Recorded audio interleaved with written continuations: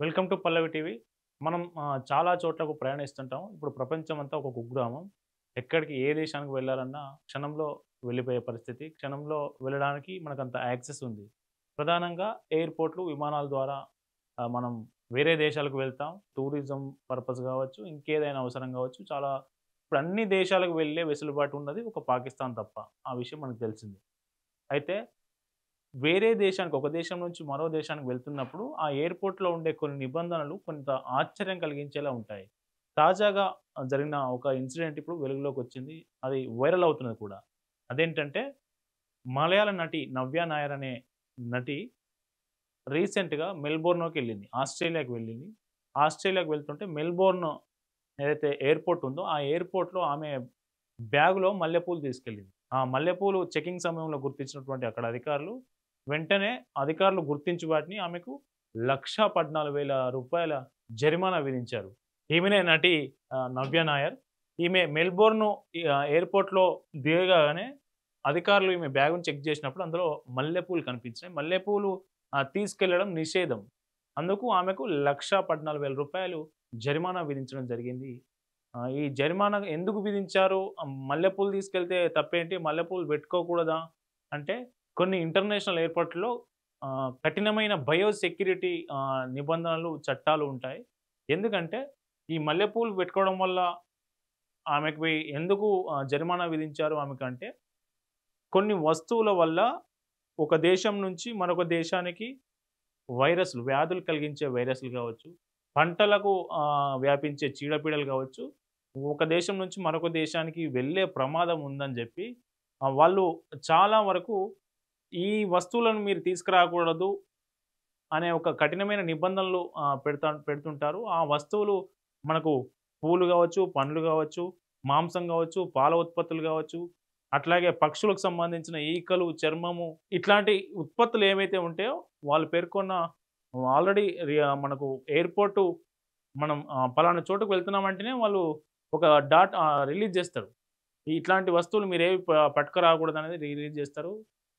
ఒకవేళ మనమేం తెస్తున్నాం, ఎట్లాంటి వస్తువులు మనతో పాటు తీసుకెళ్తున్నామో కూడా మనం మెన్షన్ చేయాల్సుంటది. అయితే నిజంగా ఇంత కఠిన చట్టాలు అవసరమా?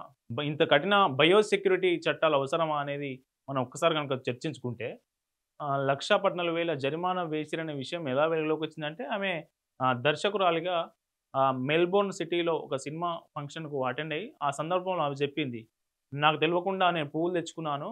నా పువ్వులు తెచ్చుకోవడం వల్ల ఎయిర్‌పోర్ట్‌లో ఇట్లాంటి ఇన్సిడెంట్ జరిగింది. నాకు రూ. 1,14,000 జరిమానా విధించారు. నాకు 1,00,000 విలువైన పూలు నేను పెట్టుకుంటున్నానా అని అంటూ ఆమె కొంత చమత్కారికంగా ఈ విషయాన్ని బయటకు చెప్పడంతో ఈ విషయం వెలుగులోకొచ్చింది. అయితే ఇంత కఠినమైన సెక్యూరిటీ చట్టాలు ఎందుకు పెడుతున్నారు? ఎందుకు ఇట్లాంటి అవసరం ఎందుకుంది అంటే, మనం కొన్ని ఉదాహరణలు చూడొచ్చు.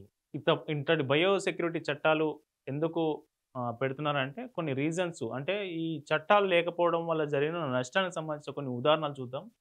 2012లో నోరో వైరస్ అనే వైరసు ఇది మామూలుగా వాటర్ ద్వారా గావచ్చు, కలుషితమైన ఆహారం ద్వారా గావచ్చు, కలుషితమైన ఫ్రూట్స్ ద్వారా గావచ్చు, ఈ వైరస్సు ఒక దేశం నుంచి ఇంకొక దేశానికి వ్యాపించే అవకాశం ఉంటది. 2012లో ఏం జరిగిందంటే, చైనా నుంచి జర్మనీకి దిగుమతైన స్ట్రాబెర్రీ ఫ్రూట్స్‌లో ఈ నోరో వైరస్ వచ్చింది. ఈ నోరో వైరస్ ఎప్పుడైతే స్ట్రాబెర్రీలో వచ్చిందో, జర్మనీకి పోయిన తర్వాత జర్మనీలో ఏం జరిగిందంటే, ఈ వైరస్ వ్యాప్తి చెంది, ఆ స్ట్రాబెర్రీ తిన్న స్కూల్ స్టూడెంట్స్ వందల సంఖ్యలో అనారోగ్యానికి గురయ్యారు. దానికి కారణం అసలు ఎక్కడి నుంచొచ్చింది? ఆ వైరస్సు మన దగ్గర ఉన్నది కాదు గదా! ఈ వైరస్ ఎక్కడి నుంచొచ్చిందని తర్వాత అధ్యయనం చేస్తే, అది స్ట్రాబెర్రీస్ ద్వారా చైనా నుంచి వచ్చిందని తెలిసింది. అందుకే ఇట్లాంటి ఎయిర్‌పోర్ట్‌లలో సెక్యూరిటీ చట్టాలు కఠినంగా పెట్టడం జరుగుతది. ఇట్లాంటి ఉదాహరణలు ఇంకా చాలా ఉన్నాయి. ఒకసారి చూద్దాం. 2013లో గూడా టర్కీ నుంచి తీసుకొచ్చినటువంటి ఫ్రూట్స్, ఆ ఫ్రూట్స్ మామూలు ఫ్రూట్స్ గాదు. Freezed fruits. ఘనీభవించినటువంటి ఫ్రూట్స్‌ను అమెరికాలోకి వచ్చినప్పుడు, ఆ ఫ్రూట్స్ వచ్చినప్పుడు అక్కడ ఏం జరిగిందంటే హెపటైటిస్ ఏ అనే వైరస్ వచ్చింది. దీని కారణంగా దాదాపు 167 మంది ఎఫెక్ట్ అయ్యారు. ఇప్పుడు మనకు ఎయిర్‌పోర్ట్‌లో గనక కఠినమైన సెక్యూరిటీ చట్టాలు పెట్టకపోతే ఏమైద్దంటే ఇట్లాంటి వైరస్‌లన్నీ ఫ్రూట్స్ ద్వారా గావచ్చు, పాల ద్వారా గావచ్చు, మాంసం ద్వారా గావచ్చు, పూల ద్వారా కూడా వచ్చే వైరస్లు ఎక్కువగా ఉంటాయి. అందుకే వాటిని బ్యాన్ చేస్తారు. ఎయిర్‌పోర్ట్‌లలో కట్టుదిట్టమైన బయో సెక్యూరిటీ చట్టాలు అందుకే పెడతారు.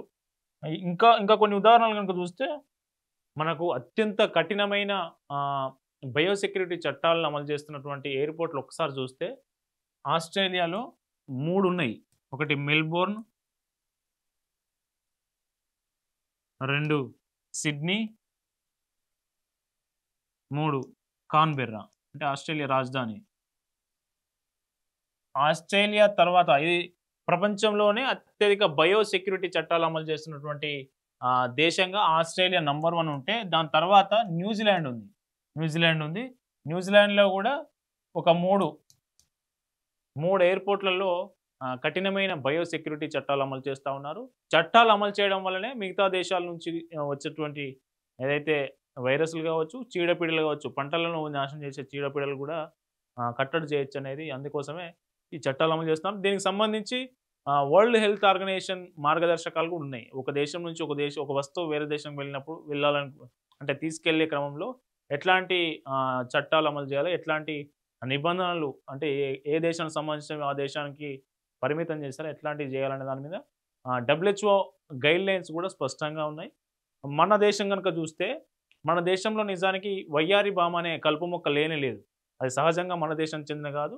మనం దిగుమతి మనకు 90స్‌లో మన దేశం కరువు ఎదుర్కొంటున్న సందర్భంలో విదేశాల నుంచి మనం దిగుమతి చేసుకున్న గోధుమల ద్వారా ఆ కలుపు మొక్క మన దేశానికొచ్చింది.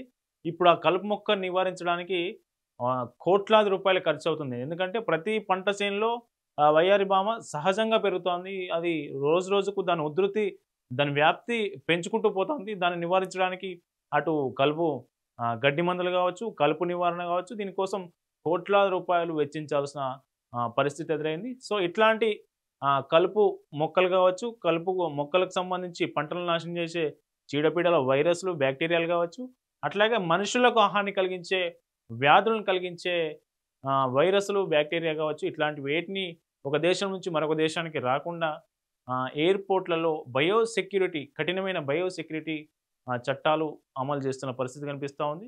నిజానికి మన ఇండియా కూడా ఇట్లాంటి చట్టాలు బయో సెక్యూరిటీని చట్టాలు కఠినమైన నిబంధనలు అమలు చేస్తే మన దేశానికి కూడా ప్రయోజనకరంగా ఉంటుందని మనం చెప్పవచ్చు.